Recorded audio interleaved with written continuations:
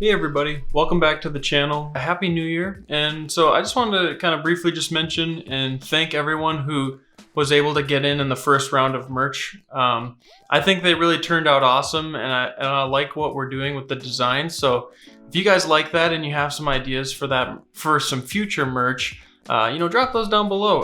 Again, we also got these sweet stickers on our website. So go grab some of those if you want. I'll put the link to the website down in the description as well as on the screen. But thank you all for the support you've shown so far, and we'll continue to put cool products out on the website. So if you're interested in anything like that, go check that out.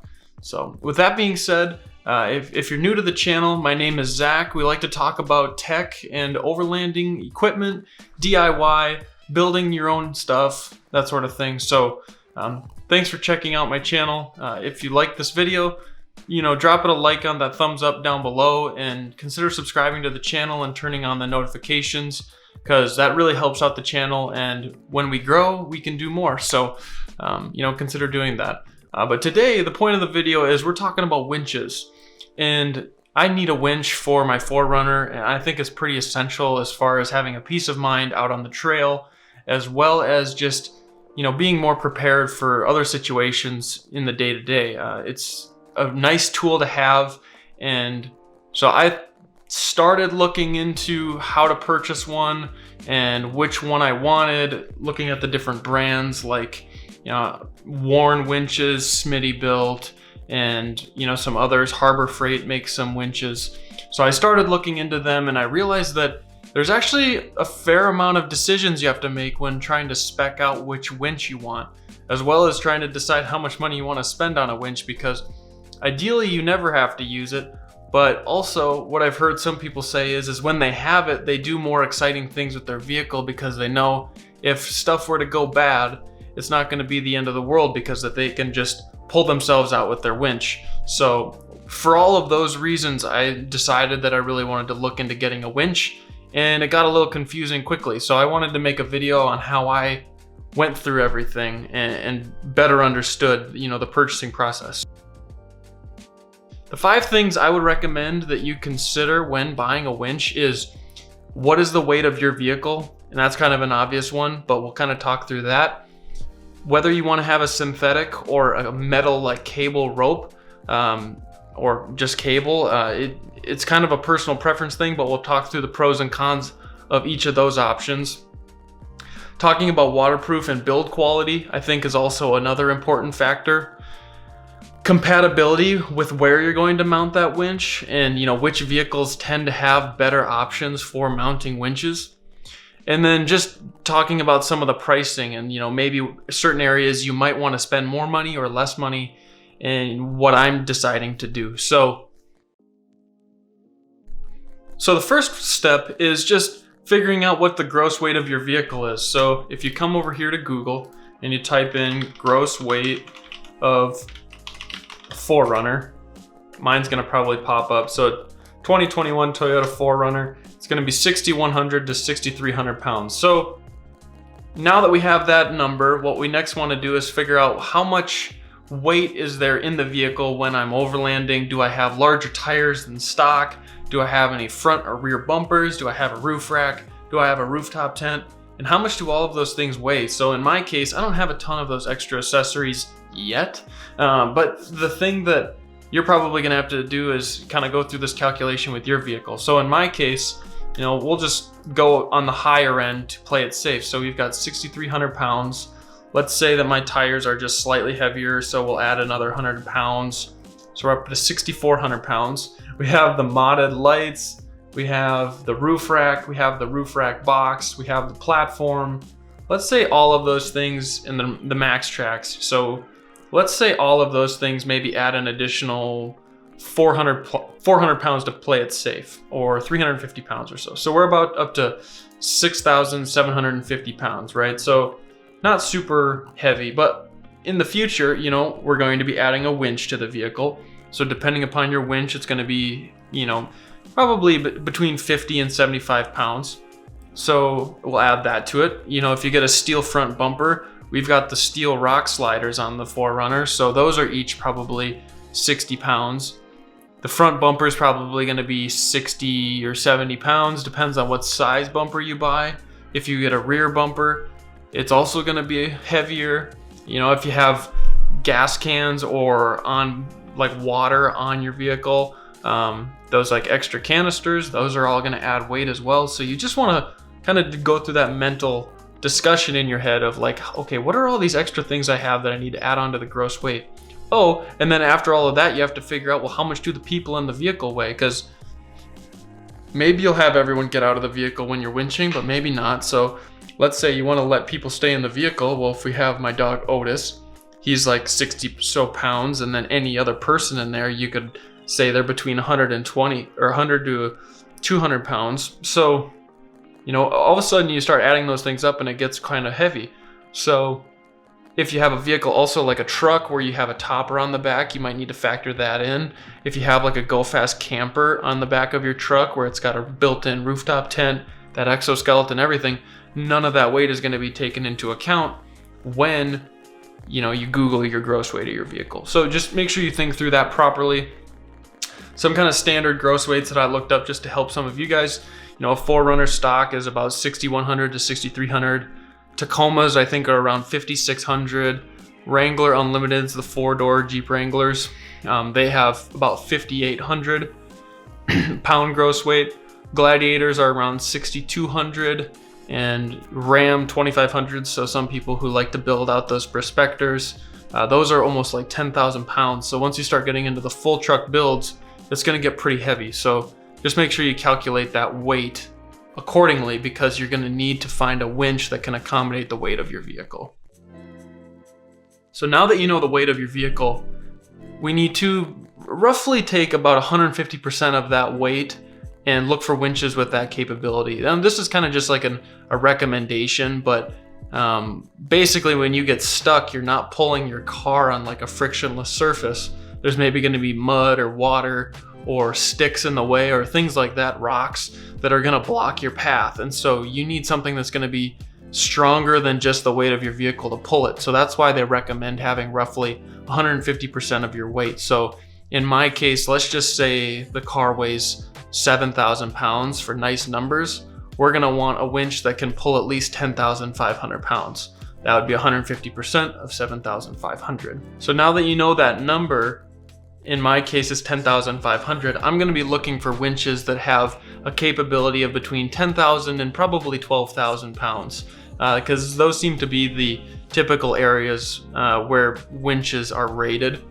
Another pro tip is the rating of the winch is dependent upon where the coil is wrapped around its cylinder, we'll just say. So when your cable's all the way out, that's when you have the max pulling capability. As you wrap the rope around the cylinder, you're going to lose some of that pulling capability. So if you have a short distance that you're pulling and you only take out 10 feet of your winch, you're not going to have that full pulling capability of the rating on the winch. So that's where I'm also feeling like you might even want to round up a little more if you feel like you're going to be doing a lot of short winching.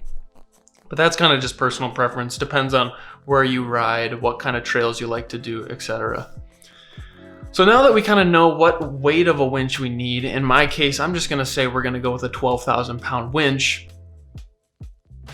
Now we need to decide kind of the big debate within winches, and that's whether to go synthetic or to go the metal cable route. And so there's kind of some pros and cons between the two.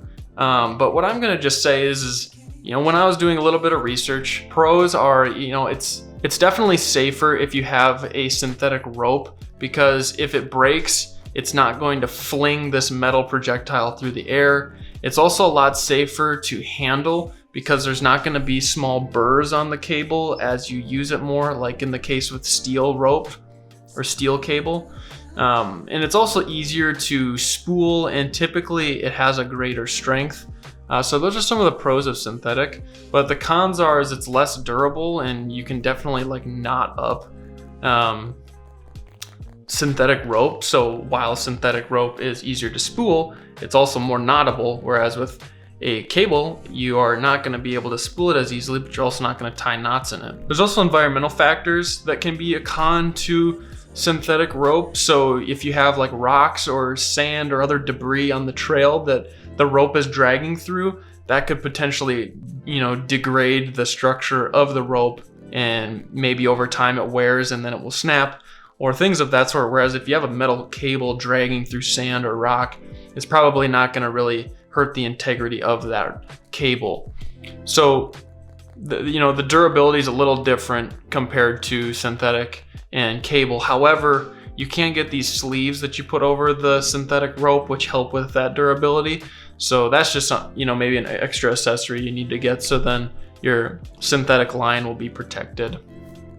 So I guess the last thing is there's a little more upkeep with synthetic ropes, because they can get clogged with dirt and water, and this can add more weight, and it also just over time gets dirtier. So you're going to have to spool out your winch occasionally and do a little bit of upkeep on that synthetic rope so that it stays nice and clean and also doesn't kind of degrade over time. So, but there's also some pros to the metal or like steel cables. The pros are they're definitely more durable, and I kind of already mentioned that, but great in scenarios where maybe you're around a ton of rock and it's very challenging to not have your rope rubbing up against sharp surfaces. So you can kind of have a peace of mind there. But again, the trade-off with cable is it's going to be heavier. Typically the cable will rust over time, and as you use it, it'll develop these little metal like pokies on the cable that can catch your hands and cut your hands. And so you definitely want to use some form of thick gloves when you're using cable winches. But also, like, the biggest thing I think I've seen is this cable is cheaper than synthetic rope. So I still think a lot of people tend to lean towards the cable option, because if you're not using your winch a lot and it's more of a last resort, maybe just having a cabled winch where you use it once a year or something might be a perfectly fine option, and you don't have to invest as much money in it. So there's definitely a cost benefit with the cable winches. So now let's just look a little bit at some different winch options. And first we're gonna start out here on Warren's website. And I think Warren is definitely like an industry standard for winches. People love Warren winches, and I think especially I feel like Warren winches are almost synonymous with Jeep drivers. Like every Jeep, if they really stick to all of the industry bells and whistles, they have a Warren winch on their Jeep. And they definitely have a good reputation within the industry. So also, if we just look down here, this tech tip, the premium and the ultimate performance, which is like the Xeon Platinum, both of these, they are IP68 rated. So they're completely dust and waterproof, which is really important if you're overlanding, because if you're gonna drive through large puddles, or you're gonna drive through the desert, or a combination of those two, you're going to want to make sure that your winch is safe and it's not going to malfunction, because if the integrity of the electronics is destroyed, or all of a sudden your cable won't spool correctly or things like that, you very quickly don't have a functioning winch. And what's it worth to even spend money on something if it's not going to function? So it's very good to find a winch that's IP68 rated. So that's kind of what I'll just say about like the build quality and making sure that it's waterproof. One thing I will mention is what I've heard is these Badland 12,000 pound cable winches, they're really affordable. They're only $300, but I've not heard the greatest things about the waterproof capabilities of this, and I don't even know if it's IP68 rated, but yeah, it's just IP66 rated, which they claim it's waterproof, but I've heard you still want to waterproof this yourself if this is the option you go with. That's what I'll say about build quality and waterproofing. Just make sure that if you're going to buy a winch that it's very waterproof, because in the overlanding application, that's really important. If you're just buying this to put it on a trailer, or you're putting it on a truck that sits on a farm, you're probably not going to need it to be super waterproof or dustproof. But even in those scenarios, I mean, if you have really bad weather, or you are stuck out in a field and it gets really wet or something like that, you're still probably going to want to have that durability. So I kind of feel like it's an essential, but you can buy winches that aren't rated that way. Now after talking about, the waterproof and the build quality, let's talk a little bit about compatibility. So in my case, I have a 4Runner, but some of you may have different vehicles. A lot of people are going to buy a special like front bumper for overlanding, which will have a good mounting place for a winch. I think Jeeps oftentimes even come stock with a winch mounting location on the bumpers. But depending upon what vehicle you have, you may need to buy some sort of mounting hardware or front bumper so that you can mount the winch. If we just look here on C4 Fabrication's website, this is called the Fairlead, and a lot of bumpers don't have very large Fairlead openings. So when you're looking at like different types of bumpers, let's just say on Harbor Freight's website, where they have this Badlands winch has a smaller Fairlead, and this one has a much larger Fairlead. I'll just mention that you want to make sure that whatever mounting situation you have, it's going to be compatible. And if we go even to Warren's website here, when we're looking at these Xeons, look at this. So this one here has a larger Fairlead, whereas these have smaller Fairleads. And so that's just kind of a little pro tip I'll mention, because you don't want to go and buy a nice winch and then all of a sudden the Fairlead doesn't allow you to mount it properly. Of course, you can always go and buy a different Fairlead, but I think it kind of stinks if you buy this brand new winch and then it doesn't even have the right parts out of the box to fit in your mounting situation. So that's one thing I'll mention about compatibility, as well as depending upon the bumper you buy, it might fit certain designs of winches. So most will fit this sort of style of winch where it's got these two jut outs on both sides and then the electronics are on the top. The bumpers that I have looked at, I think most of them will fit this style of bumper. If you look here, there's definitely space behind this bumper to fit that. Additionally, with the Low Pro, you'll fit it behind this casing here. So if you buy any sort of winch that has this sort of shape or design, I think you won't have any issues with fitting that winch in your bumper. But just make sure that if you're going to buy a winch that doesn't look like these typical, SUV winches, then just do your homework to make sure that it's compatible with your winch. So the last thing I'll mention is there's just a very wide range of pricing, and this is going to kind of get boiled down very quickly depending upon what kind of vehicle you have and what sort of weight requirements you have.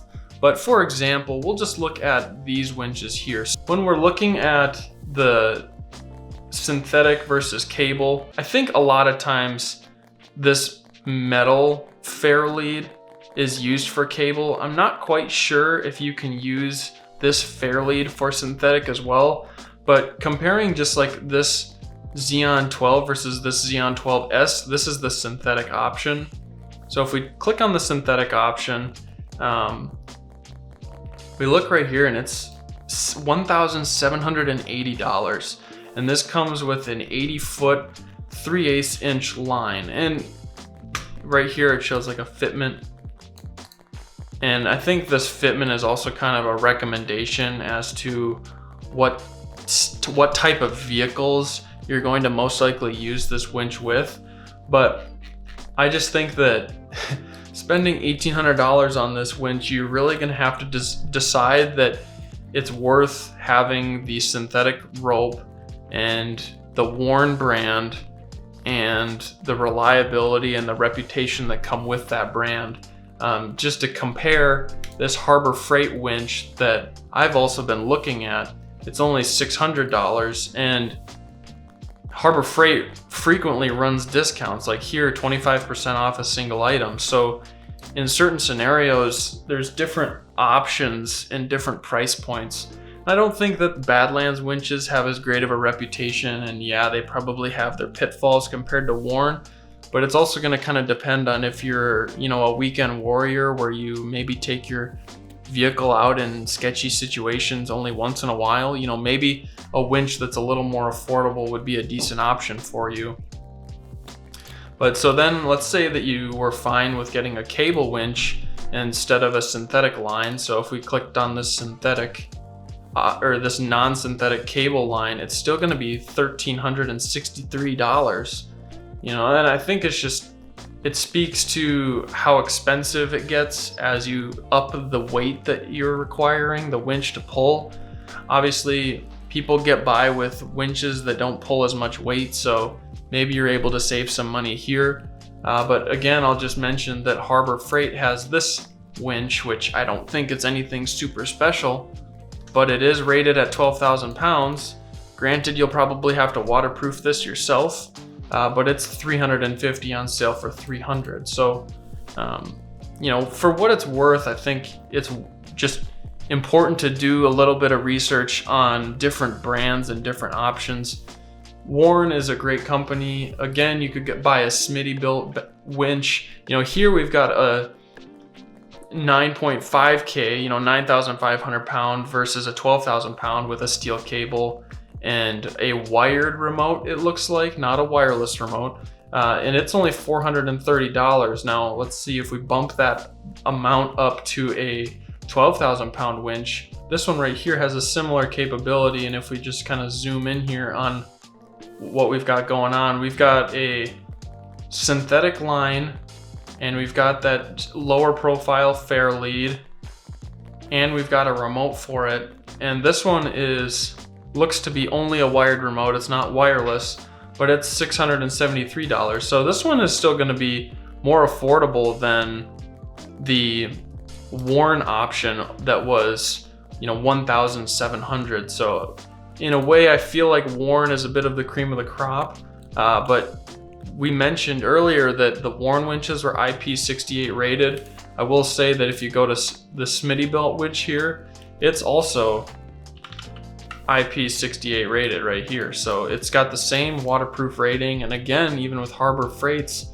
Apex winch, this one is also IP68 rated. So, you know, there's definitely different options where it seems that they have good reviews and good capability, and they all have the same weight pulling rating. So receiving waterproof ratings of both IP68 and IP69K. So this winch is not only dustproof and waterproof, but it also tested to stand up to 1450 PSI water streams for peace of mind. So, I mean, this is definitely also a good option compared to the Smittybilt winch, but I know a lot of people enjoy running Smittybilts because Smittybilt's got a good reputation for being a great budget brand within the overlanding community. So, you know, just kind of comparing some of the price points, you're going to spend quite a bit of money on a winch. The question is just how much are you going to spend and whether you want it to be synthetic or a metal cable, etc. Additionally, another thing you just have to take into account when thinking about the price is there's definitely lots of different accessories you can buy for winches. Like, you know, if we look at different types of winch accessories, you know, there's going to be like weights to put on the cable to make it safer. There's going to be tree straps so that you don't injure a tree pulling a metal cable around it. There's going to be snatch blocks so that your angle of pull is different. There's all kinds of different accessories that you can get for the winch that's going to drive up the cost for you to just have a functioning winch on your vehicle.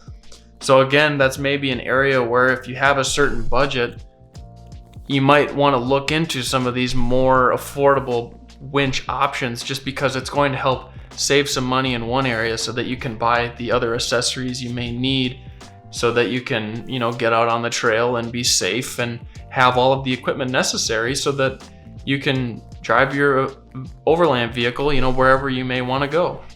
So I hope that was helpful. If you have any questions as to how I kind of shopped through purchasing a winch, you know, drop them down in the comment section. Again, go check out my website if you're interested in the stickers, and we'll be dropping another line of merch in the future, so watch for that.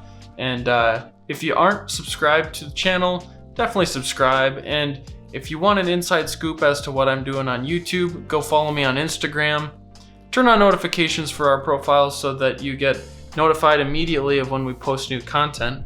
Thanks for watching, and I'll catch you guys in the next one.